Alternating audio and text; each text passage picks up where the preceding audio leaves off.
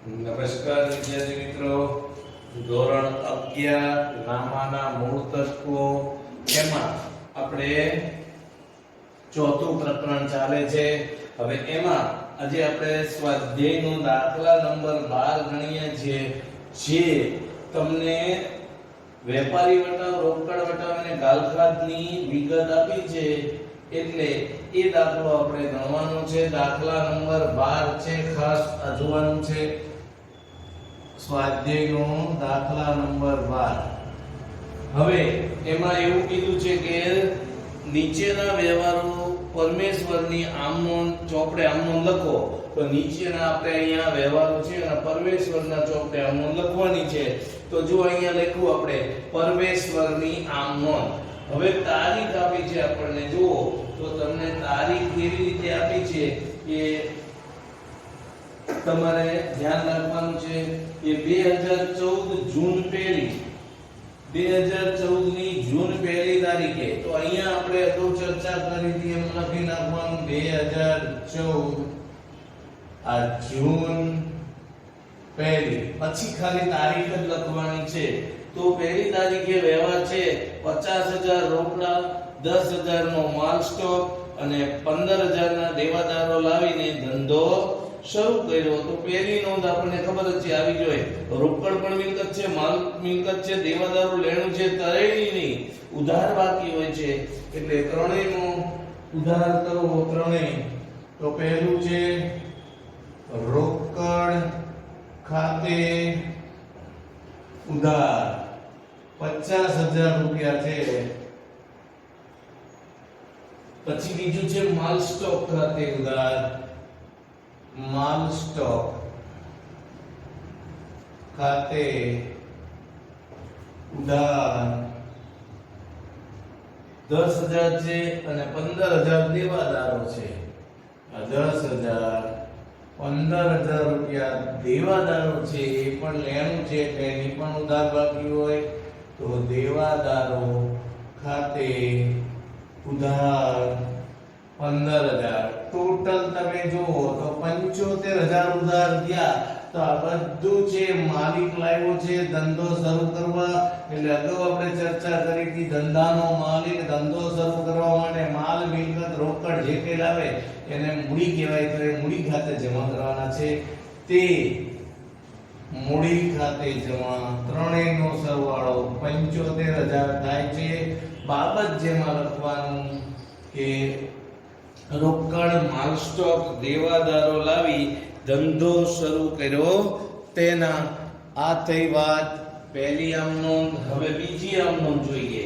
તો બીજી આમ નોંધમાં એવું છે કે શ્રીમતી શારદા પાસેથી રૂપિયા 20,000 ની લોન 10% વ્યાજે લીધી. તો રોકડા આવશે એટલે જૂન, આમાં ખાલી 2 જ લખવાનું છે. તો રોકડ ખાતે ઉધાર, રોકડ ખાતે ઉધાર 20,000 છે. તો રોકડા આપણી પાસે કેટલા આવશે? 20,000. અને તે આપનાર કોણ છે? શ્રીમતી શારદાની. શ્રીમતી શારદાની લોન છે, પણ કેટલા ટકાની છે? તો 10%ની લોન ખાતે. આ લોન ખાતે જમા થશે 20,000 રૂપિયા. અહીંયા બાબત જેમાં લખવાનું કે શારદા પાસે, શ્રીમતી શારદા પાસેથી 10,000 ની લોન લીધી. તેના ત્રીજો વ્યવહાર છે તારીખ 3 માં રોજ રામેશ્વર સ્ટોર્સમાંથી 8,000 નો માલ 10% વેપારી વટાવે ખરીદ્યો. તો અહીંયા તારીખ ત્રીજી છે, 8,000 નો માલ 10% વેપારી વટાવે. જો નામ આપ્યું છે તમે સમજો, અહીંયા નામ આપ્યું છે અને રોકડા એવો કોઈ અર્થ નથી, એટલે વ્યવહાર ઉધાર છે.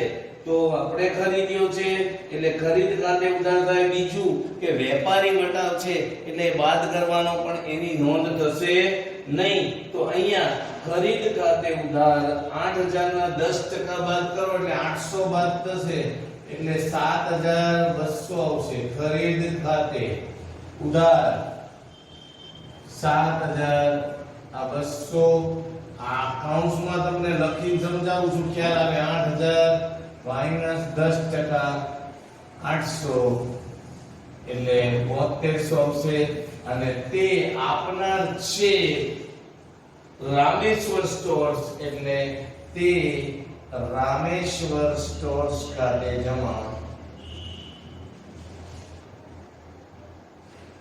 આપણે લખતા નથી ખાલી માત્ર બોલીએ છીએ બાબત જેમાં લખવાનું કે રામેશ્વર સ્ટોર્સ પાસેથી 8000 નો માલ 10% વેપારી વટાવે ખરીદ્યો તેના પછી 5 તારીખે વ્યવહાર છે ગાયત્રી સ્ટોર્સ ને 5000 નો માલ 10% વેપારી વટાવે વેચ્યો આ પણ ઉધાર વ્યવહાર છે પણ વેચાણનો એટલે અહીંયા આ જે નામ આપ્યું છે એ ઊંધું થઈ જાય ઉપર આવશે અને જે ખરીદ છે એના બદલે વેચાણ ખાતે આવશે અને 10% વેપારી વટાવત છે એની પણ નોંધ થશે નહીં તો અહીંયા ગાયત્રી સ્ટોર્સ લેનાર છે વ્યક્તિ ખાતું છે તો ગાયત્રી સ્ટોર્સ ખાતે ઉધાર 4500 5000 ના 10% બાદ કરો એટલે 4500 હવે હું લખતો નથી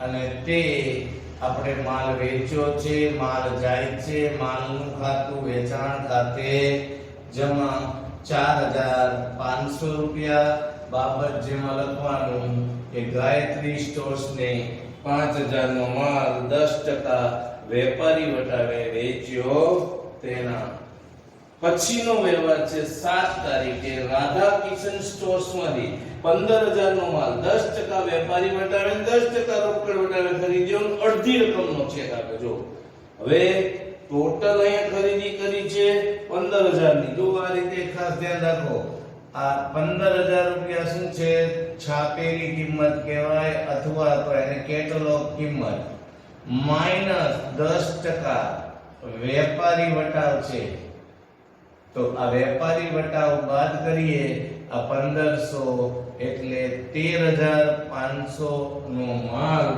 આપણે રાધા કિશન સ્ટોર્સ માંથી ખરીદ્યો છે એટલે આ ખરીદ ખાતે આવશે ખરીદી લખો ખરીદ ખાતે હવે એના અડધા નાણાં તો અડધા એટલે આના 50% એટલે કે 6750 અને આ 50% 6750 આ 50% આ ચૂકવ્યા હવે જે ચૂકવ્યા છે તો એનો વટાવ મળશે 10% 675 આ 10% આ વટાવ અહીંયા કોઈ વટાવ નહીં રહે આ બાકી આવશે હવે 675 આ ચૂકવવા ચૂકવ્યા 50% હવે એમાંથી 650 આ રોકડ વટાવ છે 10% આ રોકડ વટાવ તો એ બાદ કરીએ એટલે 75 6 ના 6 0 અને 6075 રોકડા ચૂકવાશે કારણ કે આ કુલ રકમ છે આ 10% વટાવ તો અહીંયા રોકડ વટાવ છે એની નોંધ થશે અહીંયા આ રીતે નોંધ થશે માલ ખરીદ્યો છે એટલે ખરીદ ખાતે કેટલા લખવાના છે ઉધાર થાય અને 3 ખાતા જમા આવશે તારીખ આપી છે 7 તો પહેલા ખરીદ ખાતે ઉધાર ટોટલ રકમ જે વેપારી વટાવ બાદની ખરીદ ખાતે હતી 13500 રૂપિયા હવે તે અડધા બાકી રહ્યા લખી નાખો તે રાધા કિશન સ્ટોર્સ ખાતે રાધા કિશન સ્ટોર્સ ખાતે 6750 આપણે દેવાના બાકી રહ્યા એમાંથી ચૂકવ્યા 6750 પણ એના 10% વટાવ મળ્યો એટલે ચૂકવ્યા આપણે તે રોકડ ખાતે કે ચેક થી છે સોરી રકમનો ચેક આપ્યો છે એટલે અહીંયા રોકડને બદલે શું આવશે બેંક ખાતે ચેક છે એટલે બેંક ખાતે જમા 6075 અને વટાવ મળ્યો છે તે વટાવ ખાતે જમા થાય છે એટલે મળેલો વટાવ જ કહેવાય 675 જો આ 13500 થઈ જવા જોઈએ બાબત છે આની થોડી સમજી લો કે રાધા કિશન સ્ટોર્સ માંથી 15000 નો માલ 10% વેપારી વટાવે અને 10% રોકડ વટાવે ખરીદ્યો અડધી રકમ ચેક થી ચૂકવી એટલે કે અડધી રકમ બાકી રહી છે તો આ બાકી રહી છે એ રાધા કિશન ખાતે આવશે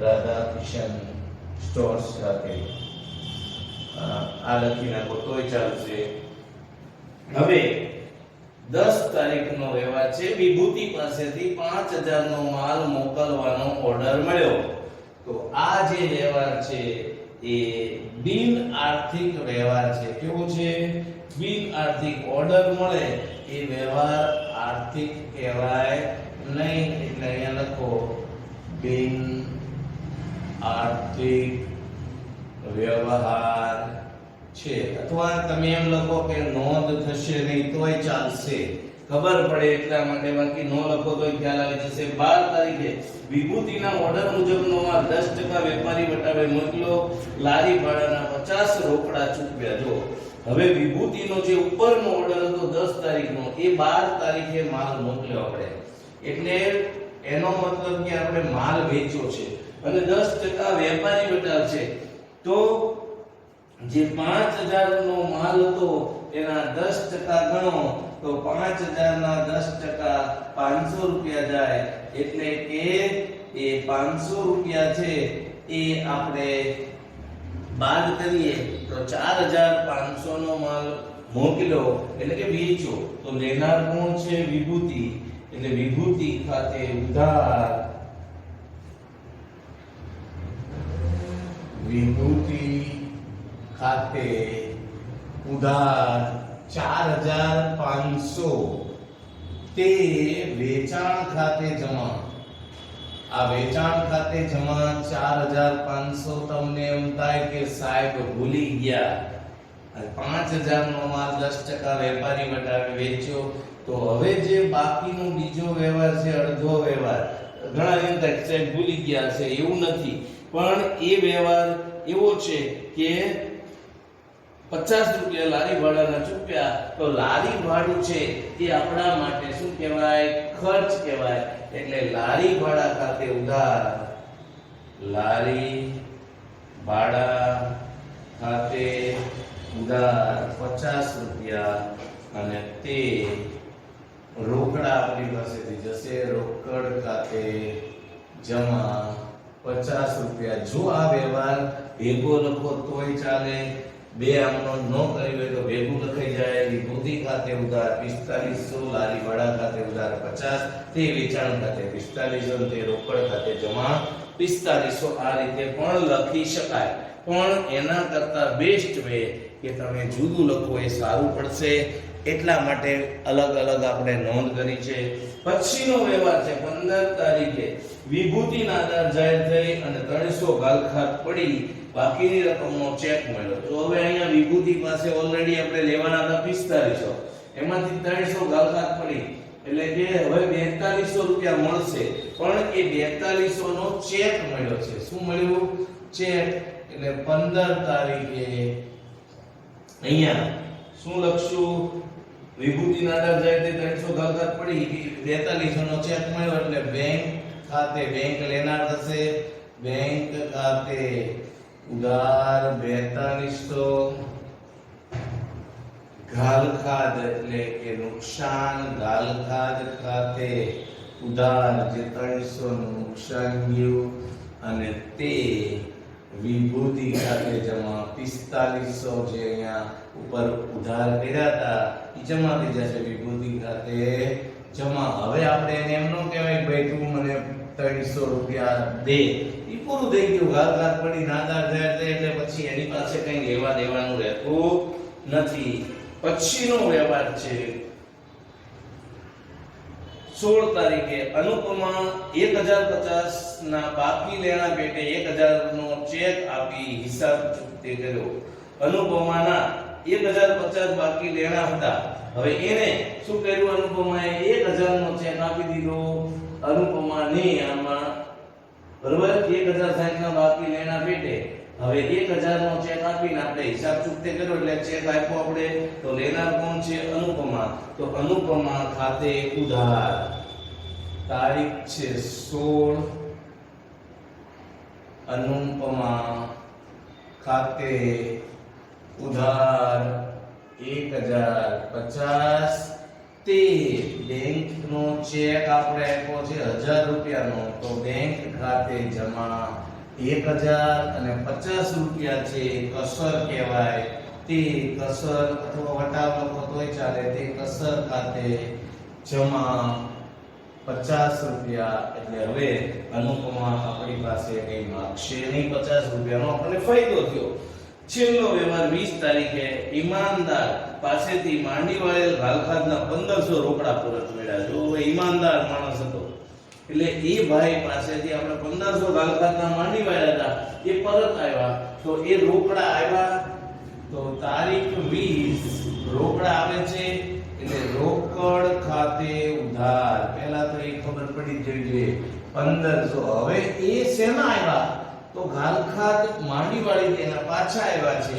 તો તે ઘાલખાત પરત ખાતે જમા થશે 1500 રૂપિયા. અને બાબત જેમાં લખવાનું કે માંડીવાળે ઘાલખાતના પરત મળ્યા તેના. હવે આપણે સરવાળો કરીએ તો અહીંયા સરવાળો થશે 1,31,800. તમારી પાસે કેલ્ક્યુલેટર છે એમાંથી કરી દેજો. 1,31,800, 1,31,800. આ રીતે અહીંયા દાખલો પૂરો થાય છે. હવે એવો આપણે દાખલો ગણીએ છીએ કે જેમાં બધા જ પ્રકારના વ્યવહાર હોય, એટલે કે સમગ્ર વ્યવહાર લક્ષી દાખલો હોય. હવે આના પછી એક જ લેક્ચર જોશે, આ ચેપ્ટર આપણું પૂરું થઈ જશે. કારણ કે ખૂબ અગત્યનું મહત્વનું છે, પાયાનું, એટલે મેં ચલાવ્યું હતું. હવે સ્વાધ્યાયનો દાખલો 13મો, આપણે આ 12મો ગણ્યો ને, તો એમાં સમગ્ર વ્યવહારના દાખલા છે, એનો આપણે દાખલો ગણીએ છીએ. હવે દાખલા નંબર 13. હવે દાખલા નંબર 13 માં એવું કીધું છે, બધા જ પ્રકારના વ્યવહારોનો દાખલો છે. શ્રી મૌલિક શાહે શરૂ કરેલ શાહ ટ્રેડર્સના ધંધાના વ્યવહારો પરથી આમનોંધ લખવાની છે. શું કીધું? મૌલિક શાહે શરૂ કરેલો ધંધો છે એના પરથી તમારે શાહ ટ્રેડર્સના ધંધાના વ્યવહારો પરથી આમનોંધ લખવાની છે. તો અહીંયા માલિક છે કોણ? શ્રી શાહ ટ્રેડર્સ. એટલે આ ખાસ ધ્યાન રાખવાનું છે. હવે કે અહીંયા ઉપર લખવાનું છે શ્રી શાહ ટ્રેડર્સ ની આમનોંધ.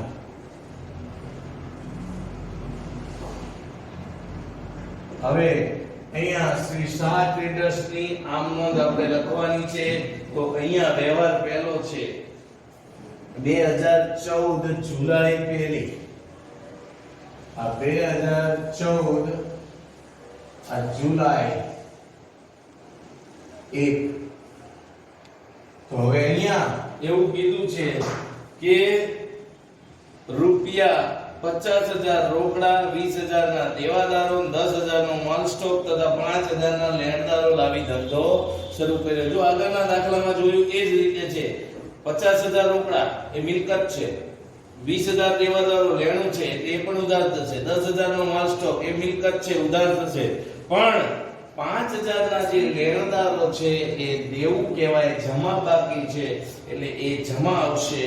તો આ ધ્યાન રાખવાનું છે. અહીંયા તો 50,000 રોકડા છે તો અહીંયા આવશે રોકડ ખાતે ઉધાર 50,000.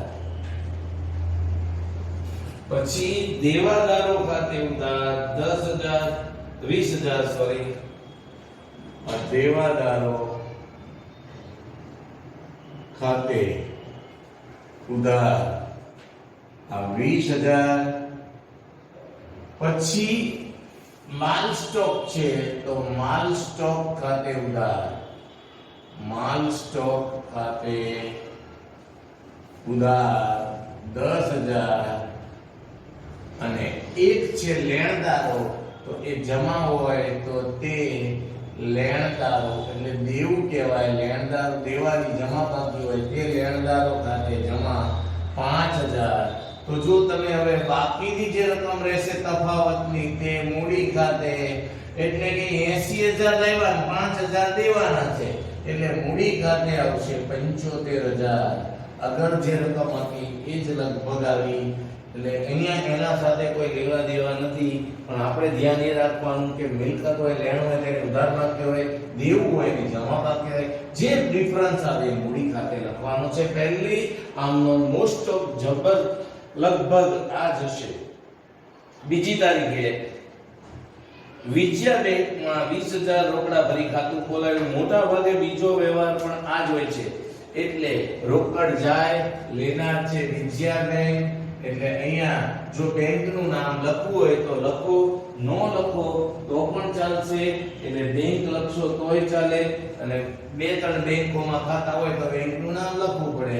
પણ આપણે અહીંયા એવું કહે છે અને બેંક ખાતે હજી તો ખાતું ખોલાઈએ છે, નવો ધંધો છે એટલે બીજું ખાતું હોય નહીં. બેંક ખાતે ઉધાર 20,000 જે રોકડા ભરે ખાતું ખોલાવ્યું એવું કીધું છે અને તે રોકડા આપણી પાસેથી જશે એટલે તે આ રોકડ ખાતે જમા 20,000. આ વ્યવહાર પણ મોટા ભાગે હોય ને હોય જ, કારણ કે ખાતું ખોલાવવું પડે. અહીંયા લખવાનું રૂપિયા 20,000 ભરીને ખાતું ખોલાવ્યું.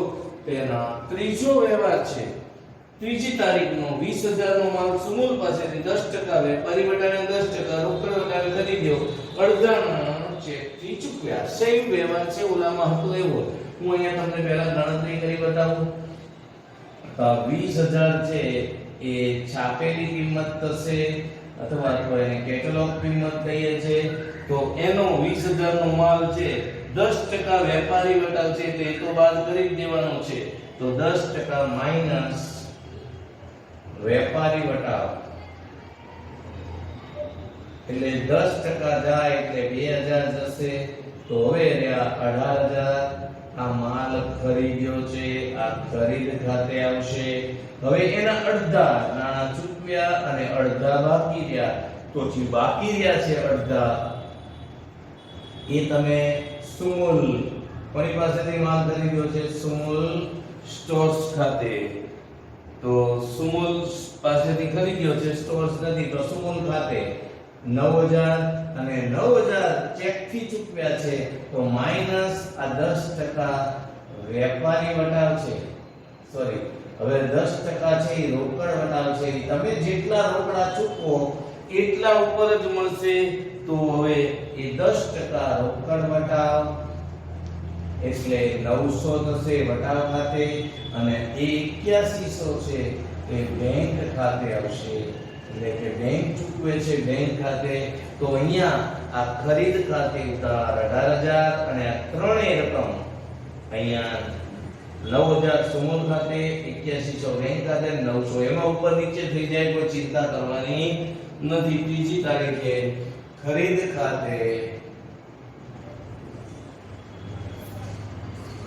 ખાતે ઉધાર 18,000 તે સુમૂલ ખાતે જમા 9,000 આપણે દેવાના થશે. તે બેંક ખાતે જે બેંક ચેક આપીએ છીએ એ બેંક ખાતે જમા 8,100 અને તે વટાવ ખાતે જમા આ 9,000 ના 10% આ 900 રૂપિયા. જો બે બાજુ 18,000 જમા થઈ ગયા, ઉધાર થઈ ગયા. તો હવે અહીંયા બાબત જે લખવાની કે સુમૂલ પાસેથી 20,000 નો માલ 10% વેપારી વટાવે અને 10% રોકડ વટાવે ખરીદ્યો. હવે ચોથી તારીખે વ્યવહાર છે 15,000 નું ફર્નિચર પુનિત ફર્નિચર માર્ટમાંથી શાપ પર ખરીદ્યું, લારી વાળું 100 રોકડેથી ચૂકવ્યું. હવે જો અહીંયા 15,000 નું ફર્નિચર ખરીદ્યું છે ક્યાંથી? પુનિત ફર્નિચર માર્ટમાંથી. તો પુનિત ફર્નિચર માર્ટમાંથી આપણે ફર્નિચર ખરીદ્યું અને એને જે ખરીદવાનો ખર્ચ છે એ કોઈ પણ મિલકત ખરીદીએ તો એ મિલકતમાં ઉમેરાય મિલકત ખાતે. તો અહીંયા ફર્નિચર ખાતે ઉધાર 15,100. ફર્નિચર ખાતે આવશે ઉધાર 15,100. અચ્છા તારીખ ફર્નિચર ખાતે ઉધાર 15,100. 15,000 નું ફર્નિચર ને 100 રૂપિયા મજૂરી ચૂકવી. તે શું નામ છે? પૂનમ ફર્નિચર, પુનિત ફર્નિચર. તો તે આપનાર છે પુનિત ફર્નિચર એટલે એના ખાતે જમા થાય. પુનિત ફર્નિચર ખાતે જમા 15,000 અને 100 રૂપિયા જે આપણે રોકડા ચૂકવ્યા છે તો એ રોકડા જાય એટલે તે રોકડ ખાતે જમા. જો આગળના દાખલામાં આપણે એ અલગ લખ્યા હતા, અહીંયા આપણે મિલકત કોઈ પણ ખરીદીએ ત્યારે મિલકતનો ખર્ચ છે એ જે તે મિલકતમાં ઉમેરવામાં આવે છે. એટલે અહીંયા ફર્નિચર ખાતે ઉધાર 15,100 અને તે પુનિત ફર્નિચરને આપણે 15,000 દેવાના અને 100 રૂપિયા જે છે એ મજૂરી છે એટલે તે રોકડ જાય છે એટલે રોકડ ખાતે જમા 100. 5 તારીખે 3,000 નો માલ નુકસાની વાળો હોવાથી સુમુલને પરત કર્યો. જો 3,000 રૂપિયાનો માલ નુકસાની વાળો હતો એ આપણે પરત કર્યો તો હવે અહીંથી જશે લેનાર કોણ થશે? સુમુલ. એટલે સુમુલ લેનાર છે તો અહીંયા સુમુલ ખાતે ઉધાર રૂપિયા 3,000 અને તે હવે જો આપણી પાસેથી માલ જાય છે, કયો માલ જાય છે? આ સુમુલ પાસેથી ખરીદ્યો હતો એ માલ, તો તે ખરીદ ખાતે અથવા ખરીદ પરત લખો. ખરીદ ખાતે જમા રૂપિયા 3,000 એટલે સુમુલને હવે 3,000 આપણે ઓછા દેવાના થશે. તો અહીંયા ફરીથી ખરીદ લખો અથવા ખરીદ પરત લખશો તો પણ ચાલશે. બે રીતે લખી શકાય. ખરીદ પરત લખાય એટલે આપણને ખ્યાલ આવે કે ખરીદ પરત થશે. પછી વ્યવહાર છે છઠ્ઠો. 6 તારીખે રાજશ્રીને 12,000 નો માલ 10% વેપારી વટાવે અને 10% રોકડ વેટાવે વેચ્યો અને અડધી રકમનો ચેક મળ્યો. તો હવે અહીંયા રાજશ્રીને આપણે 6 તારીખ છે અડધો માલ એને 12,000 નો માલ, તો અહીંયા 20,000 હતા એવી રીતે અહીંયા આમ છાપેલી કિંમત થશે 12,000 પછી માઈનસ આપણે 10% વેપારી વટાવ છે એ 10% વેપારી વટાવ એ 10% વેપારી વટાવ એટલે 1200 રૂપિયા જાય. તો અહીંયા 10,800 નો માલ આ વેચાણ ખાતે આવશે. આ વેચાણ ખાતે વેચો.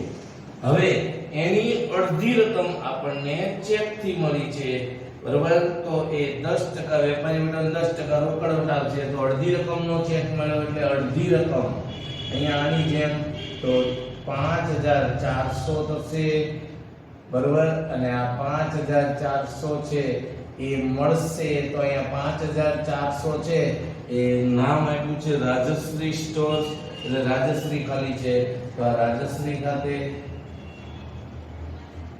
અને આ 5,400 માંથી 10% રોકડ વટાવ તો કે 10% એટલે 540 એટલે અહીંયા જે બાકીની રકમ આવશે બેંક ખાતે આવશે.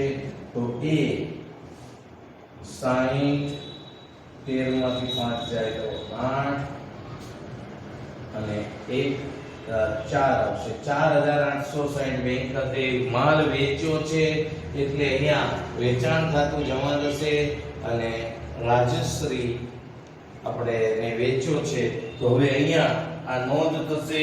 રાજશ્રી ને આપણે અડધી રકમ વેચ્યો છે એટલે એ વેચાણ ખાતે જમા થશે અને એ અડધી રકમનો જે ચેક મળ્યો બેંક ખાતે આવશે. રાજશ્રી પાસેથી આપણે લેવાના 5400 થશે. તો પહેલા લખો રાજશ્રી ખાતે ઉધાર જે લેણા થયા આ 5400, પછી ચેક મેળવી બેંક ખાતે લખવાના છે, બેંક ખાતે ઉધાર 4860. હવે આમાં મેં તમને કીધું ઉપર નીચે થશે તો કોઈ ચિંતા નહીં. પછી વટાવ ખાતે ઉધાર 540 અને તે વેચાણ ખાતે જમા, વેચ્યો છે માલ, વટાવ વેપારી વટાવ બાદ કર્યા પછીની રકમ લખવાની છે 10,800 રૂપિયા. એટલે આ રીતે આપણે અહીંયા નોંધ થાય. બાબત જેમાં લખવાનું કે 12,000 નો માલ 10% વેપારી વટાવે ને 10% રોકડ વટાવે રાજશ્રીને વેચ્યો, તેણે અડધી રકમ ચેકથી ચૂકવી. પછીનો વ્યવહાર છે 8 તારીખે મહેન્દ્રને 15,000 નો માલ 10% વેપારી વટાવે ને 10% રોકડ વટાવે રોકડેથી વેચ્યો. જો અહીંયા 15,000 નો માલ છે, 10% વેપારી વટાવ ને 10% રોકડ વટાવ છે. તો હવે પહેલા આપણે ગણતરી કરી નાખીએ એટલે તમને ખ્યાલ આવશે. તો પહેલા 15,000 છે, છાપેલી કિંમત થશે, એમાંથી 10% વેપારી વટાવ બાદ કરો. તો એ 10% વેપારી વટાવ બાદ કરીએ, આ 15,000 છાપેલી કિંમત અથવા એને મેં કીધું કેટલોગ કિંમત કહેવાશે. હવે એમાંથી 10% વેપારી વટાવ એ બાદ કરો. તો વેપારી વટાવ 1500 બાદ થાય એટલે 13,500 છે. એ માલ આપણે શું કર્યો છે? વેચ્યો છે, એટલે આ વેચાણ સાથે આવશે. હવે એમાં 10% રોકડ વટાવ છે, કારણ કે રોકડા ચૂક્યા છે એટલે રોકડ વટાવ 10% એટલે 1350 એટલે 150, 12,150 આ રોકડ ખાતે આવશે. કારણ કે રોકડેથી વેચ્યો છે એવું કીધું છે, તો રોકડેથી વેચ્યો એટલે રોકડા આવે. તો અહીંયા નોંધ આ રીતે થશે. 8 તારીખ રોકડ ખાતે ઉધાર કેટલા આવશે? 12,150. પછી વટાવ ખાતે ઉધાર 1,350 અને તે વેચાણ ખાતે જમા 13,500 રૂપિયા. બાબત જેમાં લખવાનું કે 15,000 નો માલ 10% વેપારી વટાવે ને 10% રોકડ વટાવે રોકડેથી વેચ્યો તેના. હવે 10 તારીખનો વ્યવહાર છે. ઘર વપરાશ માટે 300 નો માલ તથા 200 રોકડા લઈ ગયા. જો ઘર વપરાશ માટે આપણે લઈ જઈએ તો એ અંગત ખર્ચ છે. તો અંગત ખર્ચ હંમેશા આપણે ચર્ચા કરી છે ઉપાડ ખાતે આવશે. એટલે અહીંયા ઉપાડ ખાતે ઉધાર 300 નો માલ અને 200 રોકડા એટલે કુલ આપણે કેટલા લઈ ગયા? 500. ઉપાડ ખાતે ઉધાર તે ખરીદ ખાતે જમા આવશે. આપણે માલ જાય ગમે તે આપણે આમ ઉપાડથી ગયેલ માલ પહેલા લખતા, પણ હવે અત્યારે એવું લખવાનું છે તે ખરીદ ખાતે જમા અને રોકડા 200 લઈ ગયા તે રોકડ ખાતે જમા 200 રૂપિયા. બાબત જેમાં લખવાનું કે અંગત વપરાશ માટે 300 નો માલ તથા રોકડા લઈ ગયા તેના. હવે 11 તારીખે માલના પેકિંગ માટે પ્લાસ્ટિકની બેગ ખરીદી ₹200. તો આ જે ખર્ચ છે એ પેકિંગ ખર્ચ ખાતે ઉધારવાનો છે. ખર્ચનો વ્યવહાર છે એટલે પેકિંગ ખર્ચ ખાતે ઉધાર 11 તારીખ પેકિંગ ખર્ચ ખાતે ઉધાર 200 રૂપિયા છે અને તે રોકડ ખાતે જમા 200 રૂપિયા. તે રોકડ ખાતે જમા 200 રૂપિયા. અહીંયા લખવાનું કે પેકિંગ માટે 200 રૂપિયાનું પ્લાસ્ટિકની બેગ ખરીદી હવે આજે આપણે આટલા વ્યવહારો રાખીએ છીએ. પછીના વ્યવહારો છે, કારણ કે હજી ઘણા વ્યવહારો છે 10-15, એટલે પૂરો નહીં થાય અને ઓવરડોઝ થઈ જાય, એટલે અત્યારે હાલ પૂરતું આપણે રાખીએ છીએ. એટલો અડધો દાખલો બાકી છે એ, અને બીજા 1-2 દાખલા છે એ નેક્સ્ટ લેક્ચરમાં પૂરા કરી દઈશું. એટલે આ પ્રકરણ પૂરું થઈ જાય. ઘરે રહો, સલામત રહો. અસ્તુ. જય હિન્દ, જય ભારત.